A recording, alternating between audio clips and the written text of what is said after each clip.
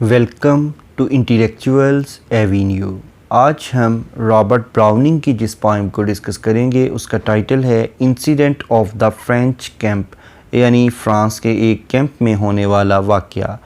ये poem France और Germany की जंग के बारे में लिखी गई है, जिसमें एक तरफ नेपोलियन था और इस पोइम में बताया गया है कि फ़्रेंच आर्मी वालों ने नेपोलियन की सरबराही में किस तरह से जंग लड़ी थी। ये पोइम टोटल 5 ऑक्टेव्स पर कंसिस्टेड है। ऑक्टेव का मतलब है 8 लाइंस पर कंसिस्टेड स्टेंजा। तो 5 ऑक्टेव्स पर कंसिस्टेड होने की वजह से इस पोइम की टोटल लाइंस की स्ट्रेंथ है 40। पॉइंट कहता है, आप जानते हैं, वी फ्रेंच, हम फ्रांसीसी लोग, स्टॉर्म्ड, बिल्कुल तूफ़ान की तरह ही जंग लड़ रहे थे रैटिस्बॉन के इलाके पर। यानी हम फ्रांसीसी लोगों ने रैटिस्बॉन पर तूफ़ान की मानिंद हमला कर दिया। रैटिस्बॉन जर्मनी का एक शहर है। अ माइल और सो अवे, 1 मील या इससे ज़्यादा फासले से, ऑन अ लिटिल माउंट, एक छोटे से टीले या मोर्चे पर, Napoleon stood on our storming day, हमारे उस हमले के दिन नेपोलियन एक छोटे से टीले पर मोर्चा बनाकर खड़ा था। विथ नेक आउट थ्रस्ट, उसकी गर्दन आगे से बुलंद थी, बहुत ऊंची थी। यू फैंसी हाउ, आप इस बात का तसव्वुर कर सकते हैं कि वो कैसे तकब्बुर से खड़ा होगा। लेग्स वाइड, अपनी टांगों को फैलाकर, आर्म्स लॉक्ड बिहाइंड, और अपने बाजू पीछे जकड़कर, एज इफ़, जैसा कि, to balance the prone brow, जैसा कि वो मैदान जंग को, उस बैटलफील्ड को बहुत कीनली ऑब्ज़र्व कर रहा हो, बहुत गौर से देख रहा हो। ऑप्रेसिव विद इट्स माइंड, इसके दिमाग के साथ बहुत ही सख्त किस्म के ख्यालात थे।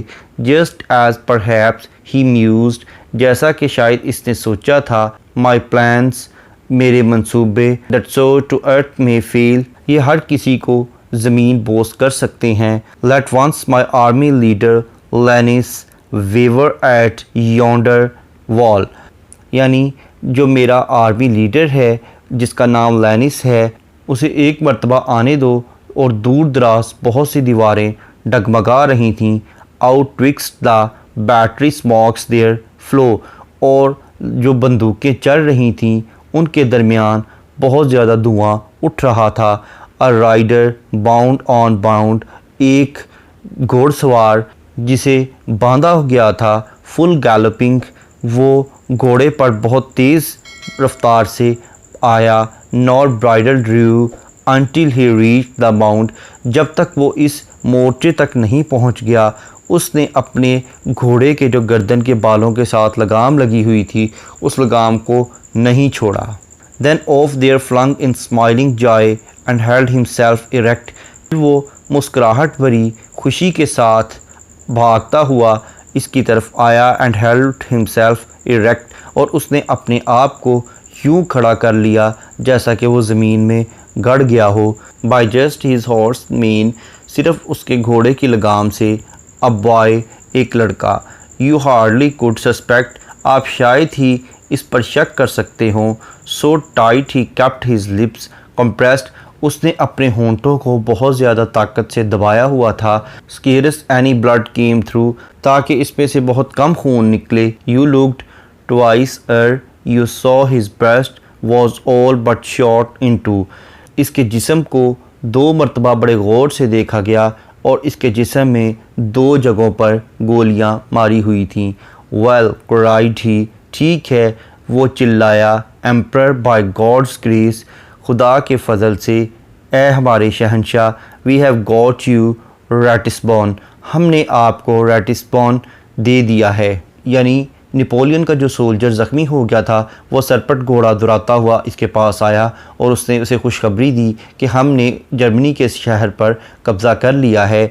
The marshals in the market place, और मार्शल जो है वो अब शहरी इलाके में, कमर्शियल एरिया में, कारोबारी इलाके में चला गया है। And you will be there anon, और आप भी जल्द ही वहाँ होंगे।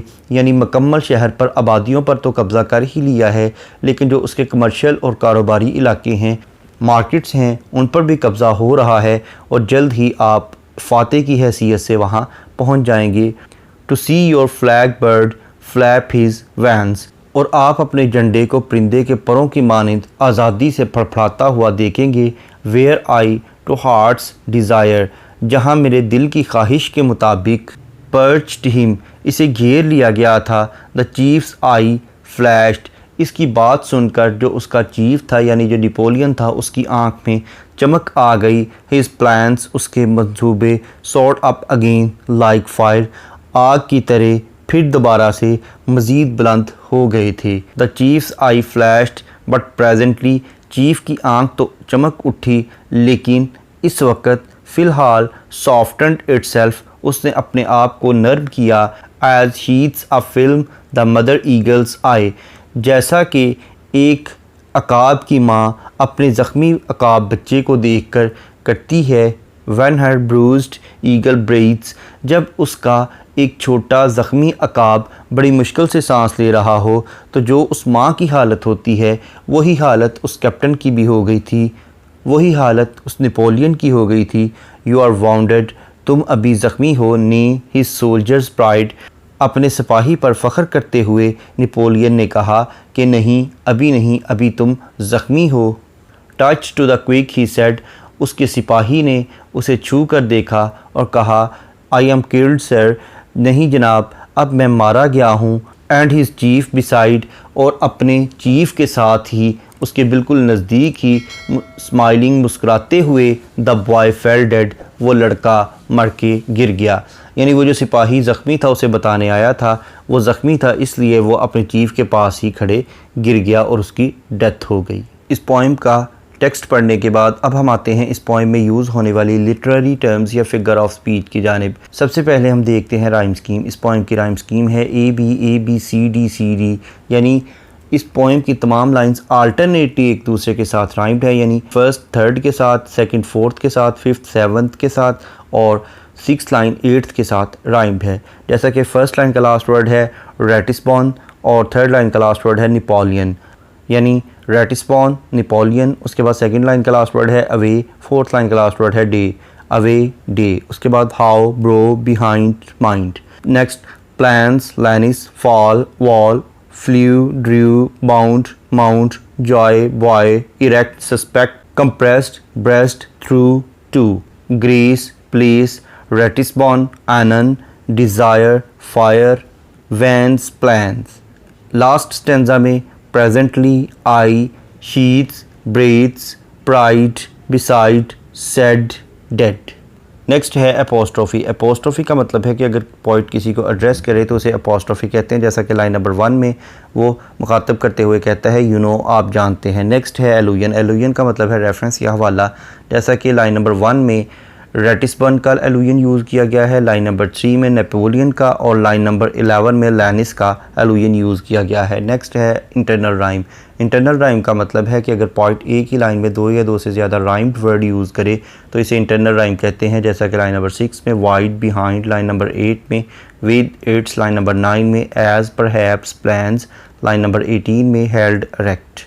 नेक्स्ट है कायुरा। कायुरा का मतलब है कि अगर पॉइंट पॉज या ब्रेक लेने के लिए यानी वक्फा लेने के लिए किसी लाइन में कोई पंक्चुएशन मार्क यूज़ करे तो इसे कायुरा कहते हैं, जैसा कि लाइन नंबर 5 में विद नेक आउट थ्रस्ट के बाद कॉमा यूज़ किया गया है। नेक्स्ट है एंजमेंट। एंजमेंट का मतलब है कि अगर किसी लाइन को पढ़ने के बाद उसकी प्रॉपर अंडरस्टैंडिंग डेवलप हो जाए और इसके लिए नेक्स्ट लाइन की सपोर्ट की ज़रूरत ना हो तो ऐसी लाइन को एंड स्टॉप लाइन कहते हैं। इसके बरक्स अगर किसी लाइन को पढ़ने के बाद उसकी प्रॉपर अंडरस्टैंडिंग डेवलप ना हो बल्कि इसके लिए नेक्स्ट लाइन की सपोर्ट की ज़रूरत हो तो ऐसी लाइन को रन ऑन लाइन कहते हैं और इस टेक्निक को एंजमेंट कहते हैं। जैसा कि लाइन नंबर 3 एक रन ऑन लाइन है जिसमें वो कहता है on a little mount Napoleon, एक छोटे से टीले पर नेपोलियन। अब नेपोलियन क्या कर रहा था वो लाइन नंबर 4 में बयान किया गया है। Stood on our storming day, हमारे हमले के दिन खड़ा था। नेक्स्ट है सिनिक्टिकी। सिनिक्टिकी का मतलब है कि अगर पॉइंट किसी चीज़ को मुकम्मल तौर पर बयान करने के बजाय उसके किसी पार्ट या ऑर्गन का जिक्र करे तो इसे सिनिक्टिकी कहते हैं, जैसा कि लाइन नंबर 6 में उसने नेपोलियन के लिए लेग्स और आर्म्स का जिक्र किया है। नेक्स्ट है सिमिली। सिमिली का मतलब है to compare two different things on the base of same traits, यानी एक जैसी खसूसियात की बुनियाद पर दो मुख्तलिफ चीज़ों का मुवाजना करना, जैसा कि लाइन नंबर 31 और 32 में पॉइंट नेपोलियन के इरादों को आग के साथ यानी फायर के साथ कंपेयर कर रहा है। और लाइन नंबर 33 से लेकर 35 तक पोइट उस ज़ख्मी सिपाही को एक ज़ख्मी ईगल के साथ कंपेयर कर रहा है और नेपोलियन को उस ईगल की माँ के साथ कंपेयर कर रहा है। नेक्स्ट है पर्सोनिफिकेशन। पर्सोनिफिकेशन का मतलब है to give human traits to the non living things, यानी बेजान चीज़ों को जानदारों की खसूसियत अता कर देना। जैसा कि लाइन नंबर 17 में पोइट स्माइलिंग जॉय का लफ्ज़ इस्तेमाल कर रहा है, यानी वो जॉय यानी खुशी को पर्सोनिफाई कर रहा है। नेक्स्ट है एलिट्रेशन। एलिट्रेशन का मतलब है बिगिनिंग ऑफ 2 और more than 2 words in the same line with the same letter और साउंड, यानी एक ही लाइन में 2 या 2 से ज़्यादा अल्फाज का एक ही हरफ या एक ही आवाज़ से शुरू होना। जैसा कि लाइन नंबर 6 में लेग्स लॉक्ड, ये दोनों वर्ड्स एल लेटर से स्टार्ट हो रहे हैं।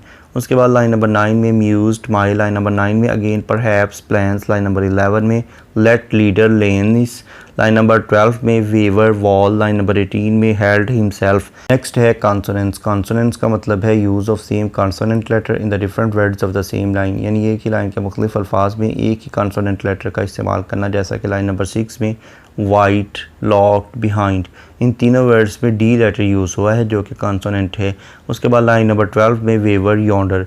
नेक्स्ट है एसोनेंस। एसोनेंस का मतलब है use of same vowel letter in the different words of the same line, यानी एक ही लाइन के मुख्तलिफ अल्फाज में एक ही वावल लेटर का इस्तेमाल करना। जैसा कि लाइन नंबर 6 में वाइट, बिहाइंड, इन दोनों वर्ड्स में आई लेटर यूज़ हुआ है जो कि वावल है। उसके बाद लाइन नंबर 8 में विद इट्स, लाइन नंबर 9 में as, perhaps, plans, line number 18 में हेल्ड, इरेक्ट।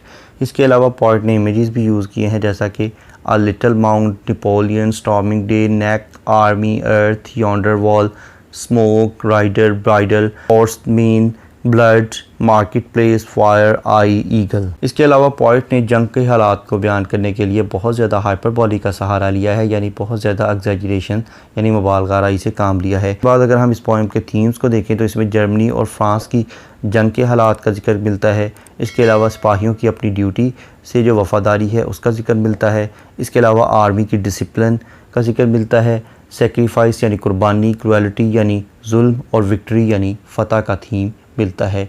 यहाँ पर यह पोइम ख़त्म हुई। रॉबर्ट ब्राउनिंग की दीगर पोइम्स को डिटेल में समझने के लिए इसी चैनल यानी इंटेलेक्चुअल्स एवेन्यू पर रॉबर्ट ब्राउनिंग की प्लेलिस्ट को विज़िट करें। इसके अलावा जिन लिटरेरी टर्म्स का जिक्र इस पोइम में किया गया है उन तमाम टर्म्स को डिटेल में समझने के लिए इसी चैनल पर लिटरेरी टर्म्स की प्लेलिस्ट को विज़िट करें। इन दोनों प्लेलिस्ट्स का लिंक नीचे डिस्क्रिप्शन बॉक्स में मौजूद है। Thank you for attending this lecture.